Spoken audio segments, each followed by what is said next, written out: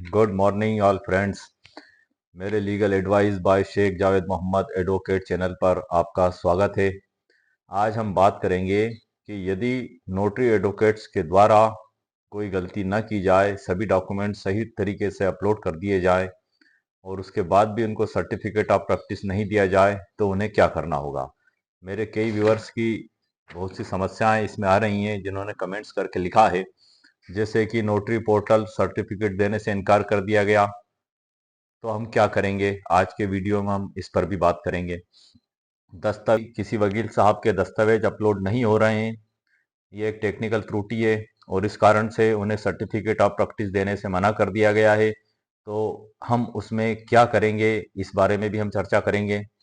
जन्म तिथि मिसमैच, यदि नोटरी वकील साहब की जन्म तिथि दस्तावेजों में सही है और उन्होंने जो पहले डॉक्यूमेंट्स भेजे थे ईमेल के जरिए और रजिस्टर्ड डाक के जरिए, उसमें भी सही थी और वर्तमान में भी सही है, उसके बाद बावजूद भी पोर्टल पर जो है कि मिसमैच जन्म तिथि बता रही है और उसके बाद भी ये वकील साहब की गलती नहीं होने के बाद भी यदि नोटरी सेल की ओर से उन्हें सर्टिफिकेट ऑफ प्रैक्टिस देने से मना कर दिया जाए, तब क्या हमें करना होगा, इसका क्या रास्ता होगा, क्या कानूनी समाधान होगा, इसके बारे में भी हम चर्चा करेंगे।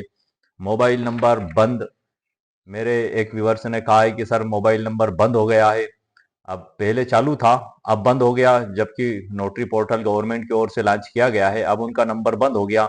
ऐसी स्थिति में उनको क्या करना होगा, और यदि इसी कारण को मद्देनजर रखते हुए उनको सर्टिफिकेट ऑफ प्रैक्टिस देने से इनकार कर दिया गया तो उन्हें क्या करना होगा, इसके बारे में हम चर्चा करेंगे।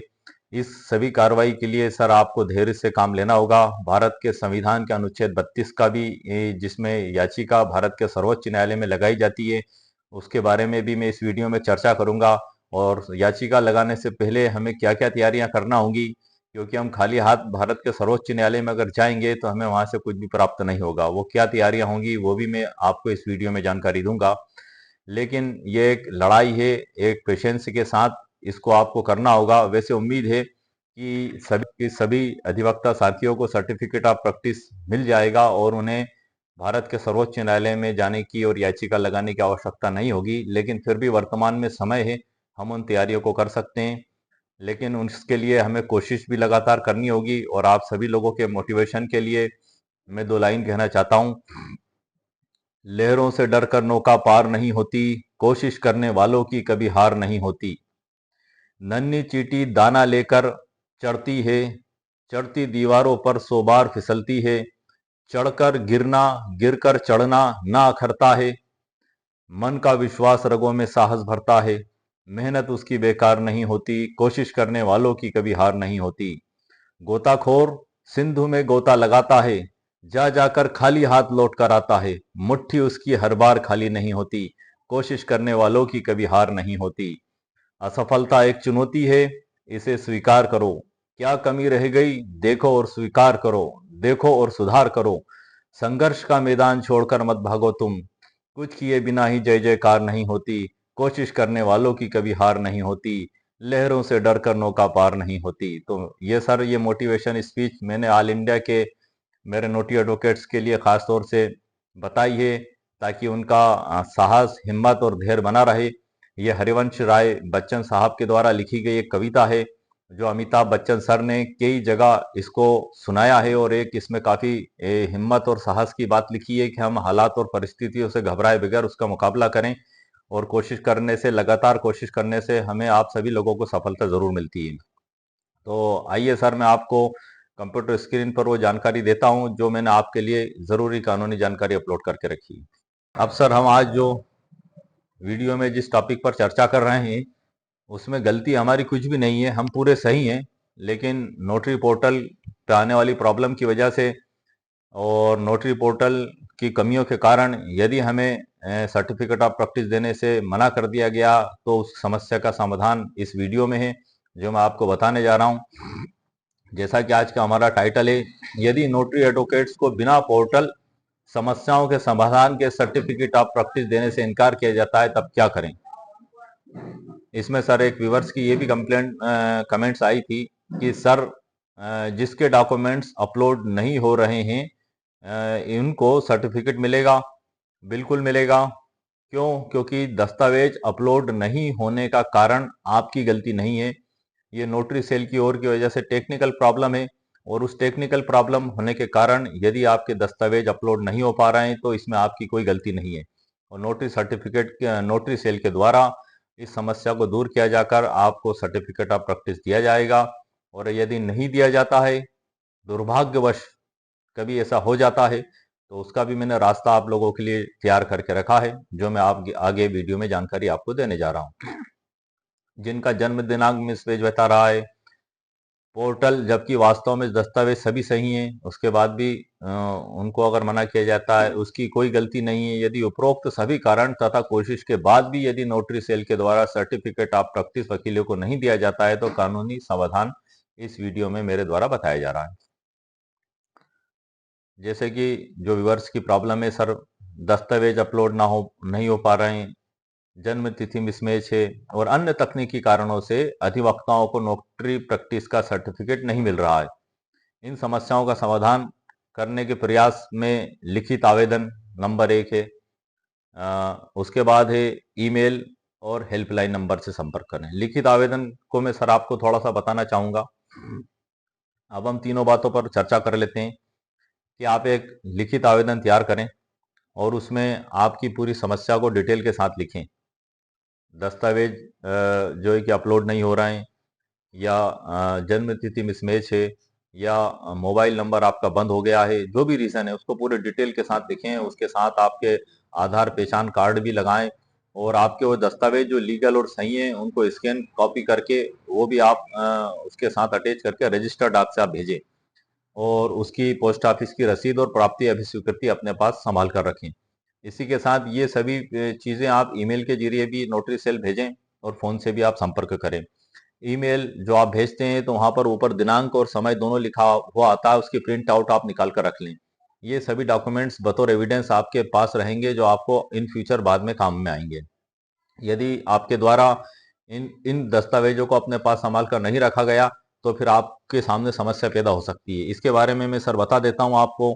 नंबर 1 है रजिस्टर्ड या स्पीड पोस्ट से आपको आवेदन देना है। नंबर 2 ईमेल के जरिए आपको सूचना भेजना है नोटरी सेल। नंबर 3 है फोन से आपको संपर्क करना है। नंबर 4 है लीगल नोटिस देना है। उसके बाद आप एक लीगल नोटिस भी दें कि सर ये हमारे सामने ये प्रॉब्लम है, इसको आप दूर करें और हमें सर्टिफिकेट ऑफ प्रैक्टिस दिया जाए। नंबर 4 है दस्तावेजों का आप लिस्ट तैयार कर लें, क्योंकि लिस्ट याचिका के साथ सर्वोच्च न्यायालय में पेश की जाएगी। बिना आप इन डॉक्यूमेंट्स को कलेक्ट किए, इन एविडेंस को कलेक्ट किए, आप कुछ नहीं कर सकते। आपको न्यायालय को बताना होगा कि सर हम अपनी जगह सही हैं और हमने इतने इतने प्रयास किए, जो बतौर जो मैंने आपको बताए इन सबकी लिस्ट आप जो पेश करेंगे, और उसके बाद भी हमें सर्टिफिकेट ऑफ प्रैक्टिस नहीं दिया गया है, हमारे मौलिक अधिकारों का उल्लंघन हुआ है। और भारत के संविधान में भाग 3 में अनुच्छेद 32 को बताया गया है कि आप उन संवैधानिक और मौलिक अधिकारों को किस प्रकार से परिवर्तन करवा सकते हैं। अनुच्छेद 14 से लेके 35 तक मौलिक अधिकार दिए गए हैं। यदि उसका उल्लंघन होता है तो भारत के सर्वोच्च न्यायालय में याचिका लगाकर निवेदन किया जा सकता है। इसी प्रकार आप भी निवेदन कर सकते हैं कि नोटरी सेल को यह आदेशित निर्देशित किया जाए कि हमें सर्टिफिकेट ऑफ प्रैक्टिस जारी किया जाए। क्यों? क्योंकि हम हमारी जगह बिल्कुल दुरुस्त हैं, सही है, गलती नोटरी सेल की है और हमें सर्टिफिकेट ऑफ प्रैक्टिस नहीं दिया गया है। इसके बाद दस्तावेज लिस्ट बनाने के बाद आप सर्वोच्च न्यायालय में अनुच्छेद 32 के तहत याचिका दायर कर सकते हैं। कुल 6 आधार हैं सर जो मैंने आपको बताए हैं। अब मैं आगे की चर्चा आपको और बता देता हूँ।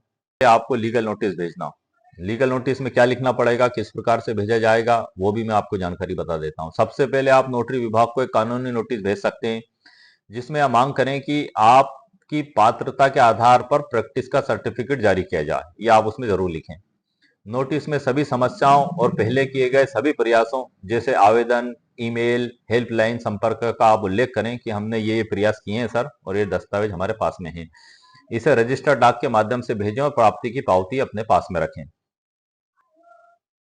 जब आप दस्तावेजों की लिस्ट तैयार कर लें, उसके बाद आपको भारत के सर्वोच्च न्यायालय में अनुच्छेद 32 के तहत याचिका दायर करनी होगी, और इसमें जो है कि आपको बताना होगा कि यदि लीगल नोटिस का जवाब नहीं मिलता या समस्या का समाधान नहीं होता है, तो आप अपने भारत के सर्वोच्च न्यायालय में रिट पिटीशन दायर आप कर सकते हैं।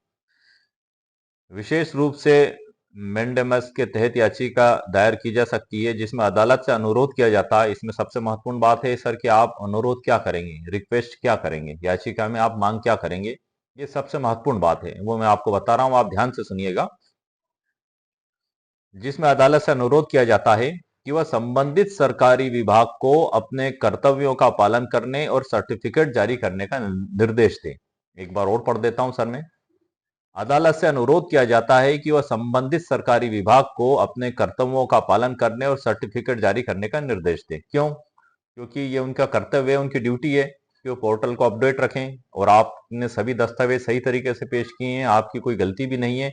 इसलिए हम भारत के सर्वोच्च न्यायालय में निवेदन कर सकते हैं कि संबंधित विभाग को उनके कर्तव्यों का पालन करने और सर्टिफिकेट ऑफ प्रैक्टिस जारी करने का निर्देश दें। इसी प्रकार याचिका में सभी समस्याओं को आपको विवरण डिटेल के साथ लिखना होगा, और सभी प्रयास साक्ष्य जो लिस्ट आपने तैयार की, जैसे कि मैंने आपको बताया, नोटिस, ईमेल, पावती, रजिस्टर डाक, ये सभी आपको उसके साथ अटैच करना होंगे, और आपके पास मौजूद सभी दस्तावेज का प्रमाण उसमें आप शामिल करें। अगली स्थिति आती है सर, इसमें ये इससे नोटरी जो भारत के सर्वोच्च न्यायालय में जो याचिका लगाने से पहले आप जो है कि केंद्रीय सूचना आयोग CIS में RTI दायर कर भी सकते हैं, और इसमें RTI सूचना का अधिकार आवेदन के माध्यम से नोटरी विभाग से जानकारी मांग सकते हैं कि किन कारणों से सर्टिफिकेट जारी नहीं किया जा रहा है। RTI आवेदन में स्पष्ट करें कि आपने सभी आवश्यक दस्तावेज प्रस्तुत किए हैं और फिर भी आपको सर्टिफिकेट नहीं लिखा। ये भी एक आपके पास में सर एविडेंस हो जाएगा, क्योंकि नोटरी सेल वहां से कुछ तो कारण लिख के आपको देंगे, और चूंकि आप आपकी जगह सही हैं, आपके दस्तावेज भी सही हैं, आपने जानकारी भी सही भेजी है, अब ये उनकी ड्यूटी है, उनका कर्तव्य है कि आपको सर्टिफिकेट जारी करें। तो ये आप RTI के जरिए ये जानकारी भी मंगा लें, और इसको भी आप लिस्ट में शामिल कर भारत के सर्वोच्च न्यायालय के समक्ष प्रस्तुत करें। उम्मीद है आपको सफलता जरूर मिलेगी सर।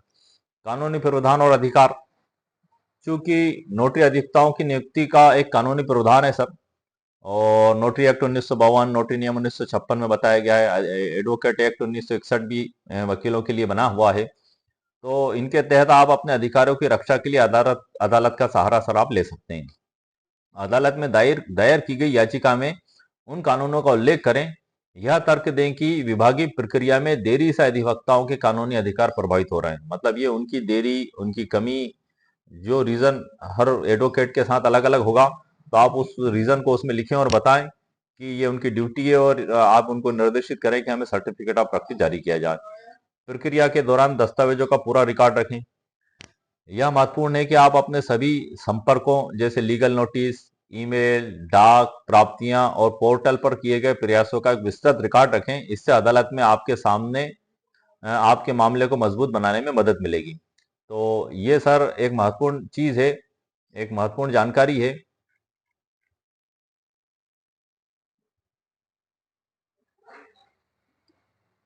तो ये सर जो है कि एक महत्वपूर्ण विषय है सभी अधिवक्ताओं के लिए, क्योंकि ऑल इंडिया में सभी नोटरी एडवोकेट्स के सामने अलग अलग प्रकार की समस्याएं आ रही हैं।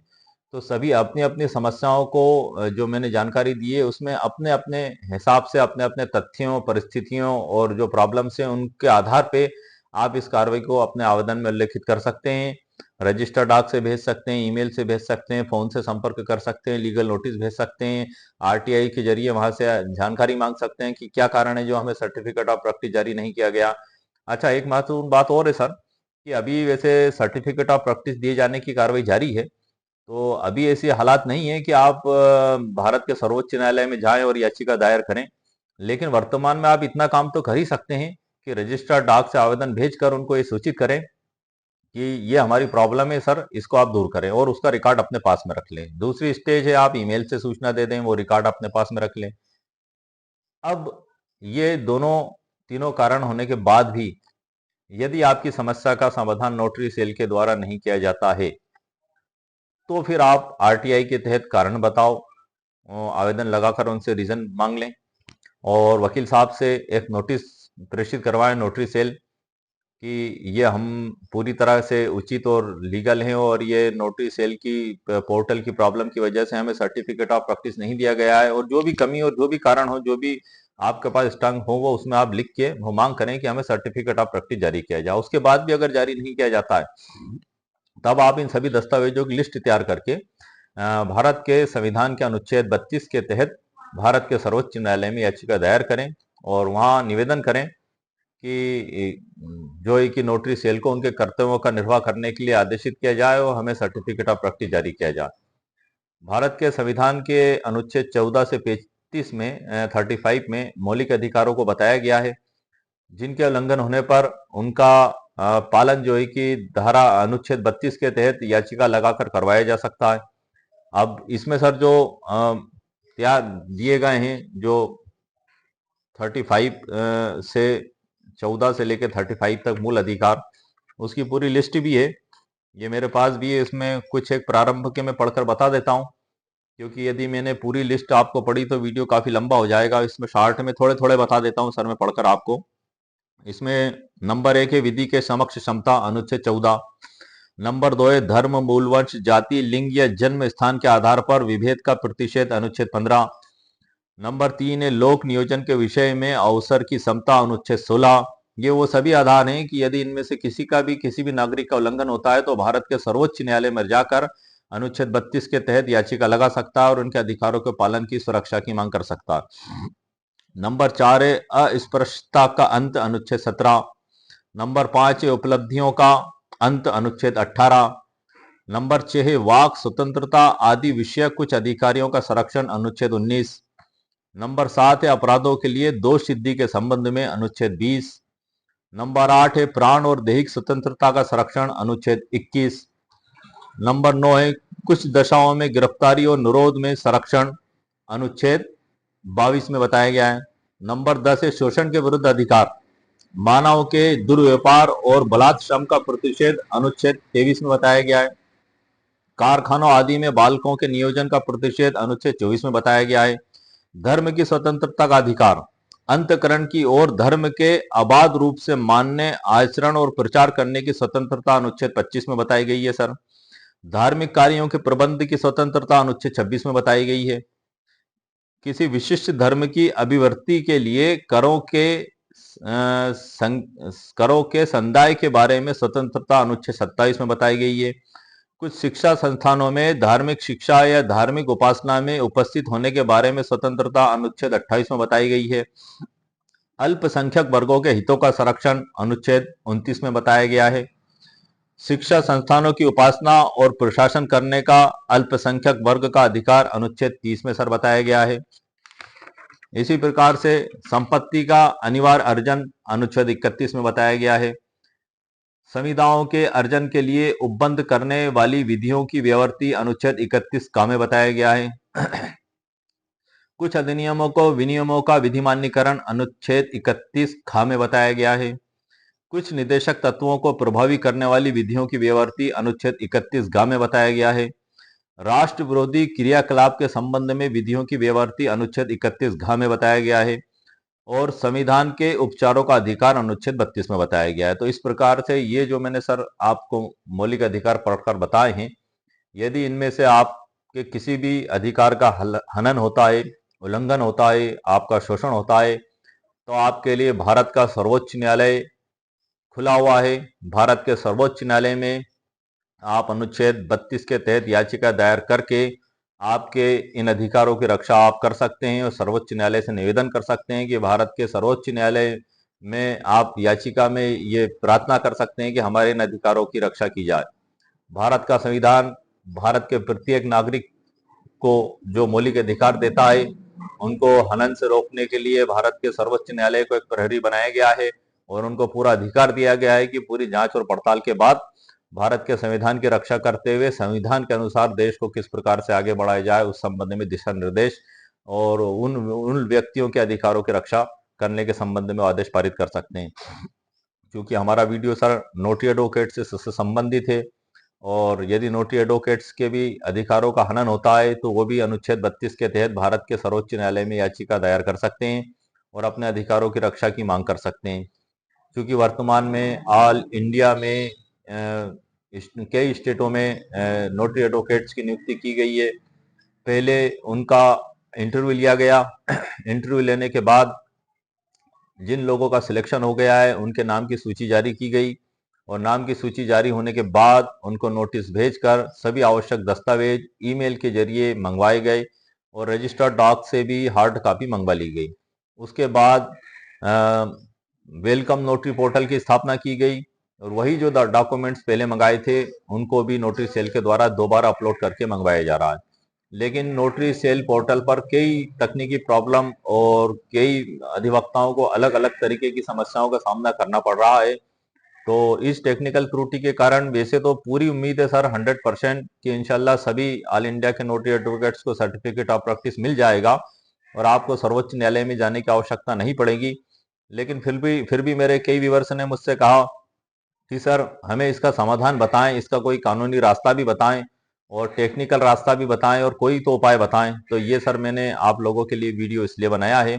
इसमें मैंने वो तरीके भी बताए हैं, टेक्निकल तरीके भी बताए हैं और आपको किस तरीके से तैयारी करना है वो भी बताया है और आपको आगे क्या प्रोसीजर अपनाना है वो भी बताया है। ये बताने का मकसद ये है सर मेरा कि ऐसा नहीं है कि मैंने आपको बता दिया और आप अभी जाते सी भारत के सर्वोच्च न्यायालय में जाएं और याचिका दायर कर दें। बिल्कुल नहीं सर। क्यों? क्योंकि नोटरी सेल के पास कार्य की काफी अधिकता है और वो उनका पूरा कार्य पूर्ण सही तरीके से कर रहे हैं। लेकिन कार्य की अधिकता होने के कारण वो ना तो फोन उठा पाते हैं और ना ही ईमेल के जवाब दे पाते हैं। लेकिन ईमेल उनके रिकॉर्ड में है, वो जब भी देखेंगे आपकी ईमेल का जवाब देंगे। आपने रजिस्टर्ड डाक से यदि आवेदन भेजा है तो आपकी समस्या का निराकरण जरूर हो जाएगा। क्योंकि नोटरी सेल के द्वारा सभी अधिवक्ताओं का चयन इसलिए किया गया है कि उन्हें सर्टिफिकेट ऑफ प्रैक्टिस दिया जाए। लेकिन कुछ रीजन हो सकते हैं, कुछ कारण हो सकते हैं, कुछ डिले हो सकते हैं। तो उनको लेकर आप परेशान ना हो, आप घबराएं नहीं, आप पेशेंस बनाए रखें। लेकिन आपकी जिन समस्याओं का समाधान नहीं हो रहा है तो उनको दूर करने के लिए आप फिलहाल 2-3 उपाय तो कर ही सकते हैं। रजिस्टर्ड डाक से आवेदन, ईमेल और फोन से संपर्क, ये आप लगातार बनाए रखें। और यदि आपकी स्टेट में अभी पोर्टल ओपन ही नहीं हुआ है तो सवाल ही नहीं है, आपको तो अभी साइलेंट होकर बैठना है। कई स्टेटों में नोटरी पोर्टल के द्वारा अभी कार्रवाई चालू नहीं की गई है। कुल 5 स्टेटों में कार्रवाई की गई है और वह जारी है अभी, और कईयों के सर्टिफिकेट ऑफ प्रैक्टिस दिए गए हैं और कईयों के अभी दिए जाना बाकी हैं। लेकिन जिनके दिए जाना बाकी हैं उनको पोर्टल से लेके ये जो प्रॉब्लम्स मैंने आपको वीडियो के प्रारंभ में बताई गई हैं, तो उन्हीं के समाधान के लिए मैंने वीडियो बनाया है, ताकि उनके मन में एक विश्वास और एक उम्मीद की किरण हमेशा मौजूद रहे कि वैसे तो सर्टिफिकेट ऑफ प्रैक्टिस सर इंशाल्लाह मिल ही जाएगा, लेकिन नहीं मिलता है किन्हीं कारणों से। तो ये उपाय जो मैंने बताए हैं ये हर व्यक्ति के पास मौजूद है। तो इस प्रकार से आज के जो वीडियो का हमारा टाइटल था उससे रिलेटेड मैंने सर आपको कंप्लीट और मुकम्मल जानकारी प्रदान कर दी है और उम्मीद है कि आपको मेरा वीडियो पसंद आया होगा। मेरे वीडियो को सर आप लाइक भी करें, शेयर भी करें और सब्सक्राइब भी करें। और मेरे द्वारा जो जानकारी दी गई है ये मैंने मेरे स्वयं के अध्ययन से और मेरे स्वयं की तैयारी से आप लोगों के लिए तैयार की है। आप सभी नोटरी एडवोकेट्स ऑल इंडिया में खुद भी एज अ एडवोकेट एक लायर हैं और एक सक्षम और बुद्धिजीवी हैं। मेरे द्वारा दी गई जो जानकारी और सुझाव हैं उनको आप पहले अपनी कसौटी पर परख लें। यदि आपको उचित लगता है तो आप इन उपायों को आजमाएं। ऐसा नहीं है कि मैंने बता दिया तो ये फाइनल और अंतिम हो गया। नो सर, ये मेरे द्वारा किया गया एक प्रयास है जो ऑल इंडिया के मेरे अधिवक्ता साथियों को सहयोग प्रदान करने के मकसद से और उद्देश्य से मैंने बनाया है, ताकि वो जो परेशान हो रहे हैं उनकी परेशानी इस तरीके से भी दूर की जा सकती है। इसके अलावा भी और भी उपाय और भी रास्ते हो सकते हैं। यदि आपको मेरी द्वारा दिए गए सुझाव और जानकारी और रास्ते उचित लगते हैं तो आप इनको अपनाएं, और यदि आपको उचित नहीं लगते हैं तो आप ना अपनाएं। लेकिन जहां तक मुझसे बन सकता था मैंने आपकी हेल्प के लिए, आपकी सहायता के लिए ये वीडियो मैंने बनाया है। और ऑल इंडिया के नोटरी एडवोकेट्स के लिए मैंने मेरे चैनल पर तकरीबन 50 वीडियो अपलोड किए हैं, जिसमें नोटरी से रिलेटेड छोटी छोटी और तमाम बड़ी समस्याओं का समाधान मैंने किया है। यदि नोटरी से रिलेटेड आपको किसी भी प्रकार की समस्या है तो आप मेरे चैनल पर जाकर उन वीडियो को आप देख सकते हैं। नोटरी एक्ट 1952 में कुल एक लगाए 16 धाराएं हैं और नोटरी नियम 1956 में कुल एक लगाए 17 धाराएं हैं। उसके बावजूद भी सर मैंने हर धारा को लेकर और हर हालात और हर परिस्थितियों को लेकर तकरीबन 50 वीडियो से ज्यादा वीडियो मैंने बना दिए हैं। मुझे यकीन और विश्वास है कि मेरे द्वारा बनाए गए वीडियो में नोटरी से रिलेटेड लगभग लगभग सभी समस्याओं का समाधान हो चुका है। लेकिन फिर भी मेरे किसी व्यूवर्स को ऐसा लगता है कि उसकी समस्या का समाधान नहीं हुआ है, तो मेरी उन सभी व्यूवर्स से रिक्वेस्ट है कि पहले चैनल पर जाकर एक बार देख लें सर आप, और अगर आपको ऐसा लगता है कि वहां आपकी समस्या का समाधान नहीं हो पा रहा है तो आप कमेंट्स कर कर लिखें। मैं पूरी कोशिश करूंगा उस पर नया वीडियो बनाकर आपकी समस्या का समाधान करने की। तो इस प्रकार से ऑल इंडिया के नोटरी एडवोकेट्स को बहुत बहुत बधाई, मुबारकबाद और शुभकामनाएं। जिनको सर्टिफिकेट ऑफ प्रैक्टिस मिल चुका है और जिनको नहीं मिल चुका है उनको भी बधाई और मुबारकबाद, क्योंकि उनको भी जल्दी ही मिलेगा। और जिनके सामने परेशानी जा रही है उनके समाधान के लिए मुझसे जो बन सकता था मैंने वीडियो सर आपको बनाया। आपको हिम्मत रखना होगी, कोशिश करना होगी। कोशिश करने वालों की कभी हार नहीं होती, लहरों से डर कर नौका पार नहीं होती। अमिताभ बच्चन सर की ये जो हरिवंश राय बच्चन साहब के द्वारा लिखी गई कविता, और अमिताभ बच्चन सर ने इसको कई जगह बताया है। मैंने इसलिए आपको वीडियो के प्रारंभ में बताई थी कि चूंकि इसमें आप घबराएं नहीं और पेशेंस रखें और अपनी कोशिश लगातार करें, आप लोगों को सफलता जरूर मिलेगी। उम्मीद है आपको मेरा वीडियो पसंद आया होगा। मेरे वीडियो को सर आप लाइक भी करें, शेयर भी करें और सब्सक्राइब भी करें। ओके, शुक्रिया, थैंक यू सर।